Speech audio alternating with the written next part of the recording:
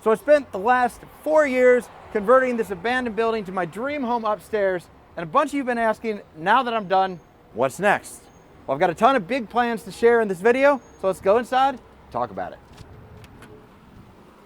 This video is sponsored by Fiverr.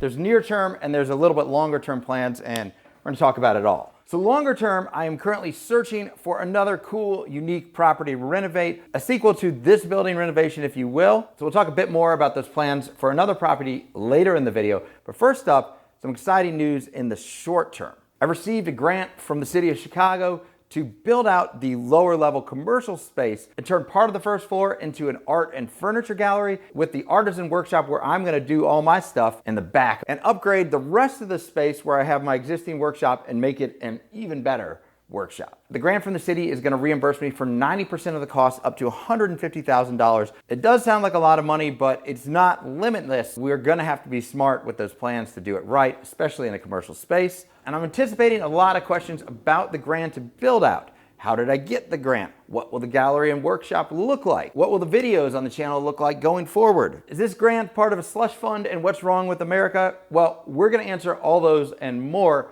as we get through this video. First up, how did I get the grant? Chicago has something called a Small Business Improvement Fund, or SBIF for short. And it's basically a program where funds are earmarked in developing areas to help people like me go and improve commercial spaces, bring new business, bring more people, make the area more vibrant and a more desirable place to live. I actually had no idea it existed. Last November, someone literally knocked on my door and handed me a pamphlet. I thought it sounded too good to be true, but I went ahead and applied to the program. 7 months later and mounds of paperwork later, I've got preliminary approval for the project as a whole of the gallery and workshop build out. Now, when I announced this the first time, there were already questions about, is this a slush fund? Why is the city giving you money? We will talk about that a little more later. But first, I want to get to the fun part and walk through the workshop and look at the plans we have for this downstairs space. So at this point, I've cooked up a floor plan for the gallery and workshop, and I'm working with a designer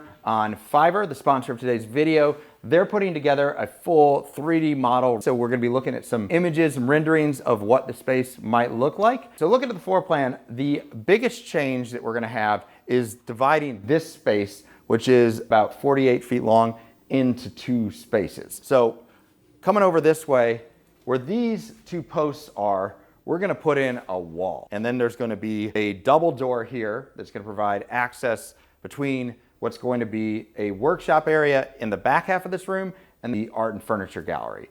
Walking over to the front window, the current plan is to actually knock out the bricks on this front wall and extend the glass all the way to the floor. So you basically are gonna have a storefront here with a separate glass door entrance here that gets you into the gallery space. Moving through what's gonna be the gallery and walking through what will be a wall into what will be the front part of the workshop, this area is gonna kind of be a dry room. We're gonna move most of the tools into the back, into the garage part of the workshop. And this will be an area where we can do epoxy pours, where we can do finishing, assembly, store all our materials in a nice controlled environment. I am really excited to have a dedicated space for that. So as for the specific work we're gonna be doing in this space, we're hopefully gonna be getting rid of these HVAC ducts, replacing them with some mini splits here so that we have a bigger footprint.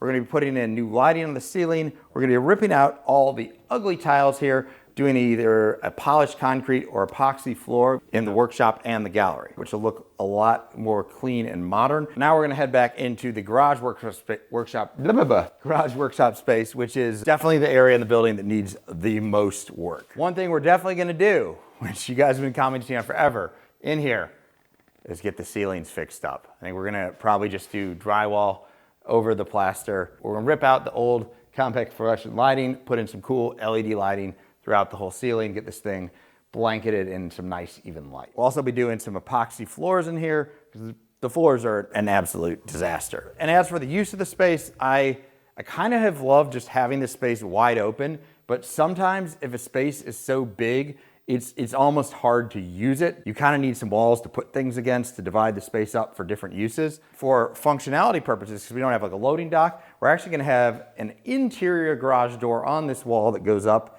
that way so that we could, if we want, we could pull a car in here. That's gonna kind of allow me to to keep the multifunctional use while having a wall here to divide the space off. In this area here, we're gonna put in all the big power tools, and to make all that more functional, we're gonna be doing a very big upgrade to the whole electrical system on the first floor. 240 volt outlets for the tools put in where we need them. Also adding a nice dust collection system in this space. To help you guys visualize what all this is gonna look like when it's done, we got a little help from a Fiverr designer who's put together renderings of the whole space. Fiverr is a leading marketplace for freelance services worldwide. Whatever project you're working on, Fiverr designers can help you get it done better and faster, no matter what your budget is. In the past, I've worked with Fiverr designers for logo and web page design, and this time I'm using a Fiverr designer to create 3D renderings and an animated walkthrough of the gallery and workshop space so we can actually see what it might look like when all the work is done. The results are awesome, and we'll share those shortly. With Fiverr, it was easy to search through their architects and 3D modelers to find someone who could do the job I needed within my budget. Fiverr allows you to see reviews from other users,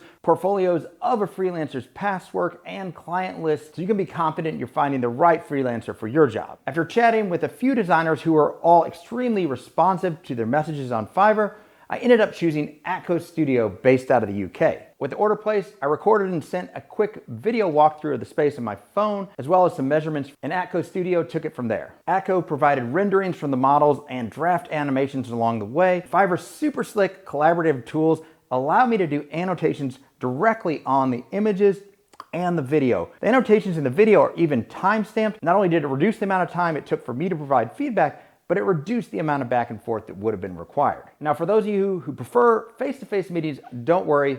Fiverr now provides one-on-one personalized consultations with their designers, so they've got you covered. It would have taken me weeks to figure out how to develop a professional-looking model like Atco did, and doing an animation like that, I'm not even sure where I'd start. With the help of Fiverr, I've got a realistic model of the space to scale that I can show to architects and designers to accelerate the process. Because as they say, a picture's worth 1,000 words, and sometimes quite a bit more than that. So without further ado, let's check out the animated walkthrough of the future gallery and workshop.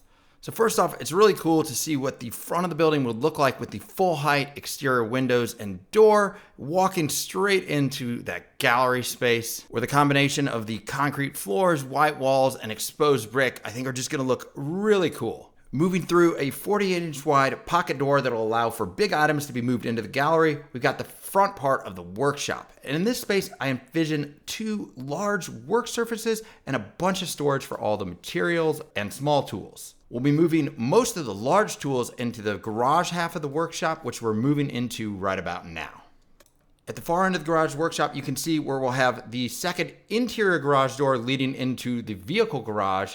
And I really like how he did it with this glass garage door, so hopefully that's in the budget. We'll be keeping all the murals and then moving all the big tools like the table saw in here, and seeing how the garage might look with beautiful concrete or epoxy floors and a clean ceiling without all those nasty holes just gets me super excited to get this project done. So that walkthrough makes me super excited for the plans we've got here. I hope it gets you excited too. So if you have any freelancer needs, head to fiverr.co/Modustrial. That's Fiverr with no vowels.co/Modustrial, and use the code Modustrial10 at checkout to get 10% off your order.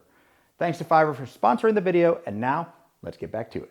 Now, one other challenge here is I want to preserve these murals from 1000 Kipto, Sasha Tiger that I absolutely love in this space. So when we're doing this renovation, we are going to do our best to preserve them, to keep the walls where these murals are as free from clutter as possible so that it gives that really cool creative vibe while you're in the workshop. So now you guys got a good idea what we're planning for this downstairs gallery and workshop space. Let's head back to the future gallery space, talk about what some of the challenges are, what are the obstacles we're gonna have to overcome to get this project done, and those long-term plans for a renovation of another property in the future.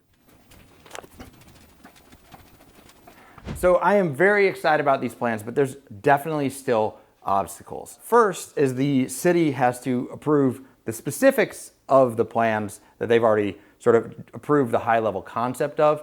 My understanding is that this shouldn't be too big of a deal now that I've been approved for the general concept. The bigger challenge is going to be doing it within the budget. If you guys watched the cost breakdown video, you'll know I spent quite a bit of money renovating the upstairs. And while I could theoretically take out a mortgage on that to try to pay for some of the renovation downstairs, I really don't want to do that. I'm trying to keep it to the point where basically the city is paying for 90% of everything that's going to be done down here. We've got a lot of space here. It's almost 3,000 square feet. So redoing all the floors, the ceilings, the lighting, and probably the most expensive part, redoing the electrical, is going to be a challenge. We've already faced one issue, trying to figure out how to get around some code that's going to require a third and separate electrical meter for the common area, which is literally just a 5x8 space in the front of the building right when you walk in the door with one electrical outlet and one light. But to add a separate meter would add about $12,000 to $15,000, just absolutely ridiculous. So we're trying to get around that somehow. That'll free up more money for other things within that $165,000 budget. Because this is through the city, I have to hire contractors that are licensed with the city. I can't pay myself to do it and then get the money from the city. That would be a little ethically questionable. I totally get that. I'm not going to be doing most of that work in here. I will be documenting the process, and we'll probably be doing a few update videos throughout the process and then doing a big reveal video at the end. At the same time, I'm going to be doing a lot of the furniture and design projects that I'm really passionate about here, building out really cool tables, lighting, things like that, sharing that process in videos. I'm also going to be doing some client work. Behind me, I've actually got my first commission piece, some doors that I'm doing for a client in downtown Chicago. Be a video on that soon. That's kind of a cool process to get that business going that's going to all tie in with the gallery space in front.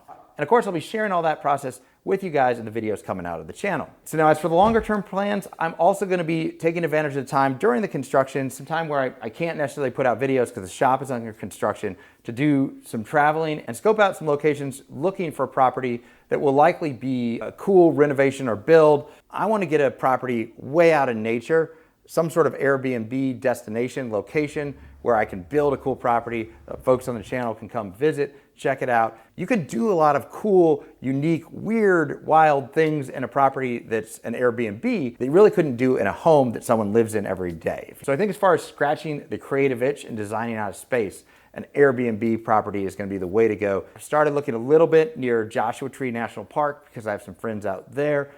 Maybe some places out in the Pacific Northwest. There's also some really cool places in the Midwest. I've seen some crazy Airbnbs in Ohio and Kentucky. So those are maybe possibilities as well. I'll keep you guys updated as the search goes on. But right now, that's basically all the details I have as for the next new big property renovation we're gonna do on the channel. And lastly, I do want to address some comments I got which, well, they weren't so positive about the fact that I was getting this grant. People may not understand why this is done. There's a few things. First off, I am in a developing area. Right now, I literally have like auto body shops surrounding me all over. It's not the most visually appealing place. You don't get a lot of foot traffic here. The idea behind these programs is that it makes the communities better. It increases the property value. Property values go up. The city makes more in taxes, so that's an investment. And when you build out a retail space, people come in, they spend money at the businesses in those spaces, which generates sales tax dollars for the city. It's not the city giving away money, it's actually them investing money into businesses, into improving areas, which in the long term will pay dividends for the city through their tax base increasing. So this is just one of many things that most cities do to make sure that the cities continue to grow, continue to be vibrant places that people want to live. But I also wanted to point out one other thing I've got going, because I know some of you guys might be interested in just the renovation videos, not furniture build videos. There'll be a link in the description to go sign up for my email list. The YouTube algorithm is not always the greatest at notifying people, so this way you can be sure to be notified when I put out a renovation video. I'm excited to share all the processes with you. And for all your freelancer needs, head to fiverr.co/Modustrial and use the code Modustrial10 at checkout to get 10% off your order. That's it for this time, and I'll see you guys next time.